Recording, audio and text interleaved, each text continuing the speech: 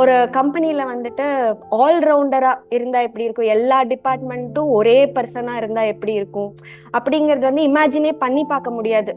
அந்த அளவுக்கு வந்துட்டு இங்க வந்து ஒரு மேனுஃபேக்சரராகவும் சரி, ஒரு ப்ரொடக்ஷன் யூனிட் ஹேண்டில் பண்றதாகவும் சரி, ஒரு ஷிப்பிங் ஏஜென்ட்டா எல்லா விதத்துலயும் எல்லா நாலேஜுமே வந்துட்டு கம்ப்ளீட்டா வந்துட்டு A to Z வந்துட்டு இங்க வந்து கொடுத்தாங்க. எல்லா மேன் பவரும் நம்மளாவே இருந்தா எப்படி இருக்கும் அப்படிங்கிறப்ப என்னன்னா அது வந்து ஒரு புதுவிதமான ஒரு ஸ்ட்ரென்த்தைவே கொண்டு வந்துச்சு.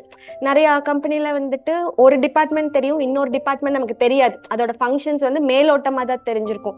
பட் இங்க வந்து என்னன்னா எல்லா டிபார்ட்மெண்ட்டோட டெப்த் எதையுமே வந்துட்டு ரொம்ப சாதாரணமா நெக்லெக்ட் பண்ணாம எல்லாத்துக்குமே அதோட இம்பார்ட்டன்ஸ் கொடுத்து ஒவ்வொரு விஷயமும், ஒரு சின்ன டாக்குமெண்டா இருந்தாலும் சரி, ஒரு பேங்கர் பாக்குறது, எல்லா எல்லா விஷயமும் வந்துட்டு ரொம்ப டீட்டெயில்டா இருந்தது வந்துட்டு ஒரு புது கான்ஃபிடென்ஸைவே வந்துட்டு கொண்டு வந்துச்சு ஒரு பிசினஸ் அப்படிங்கிறக்கு.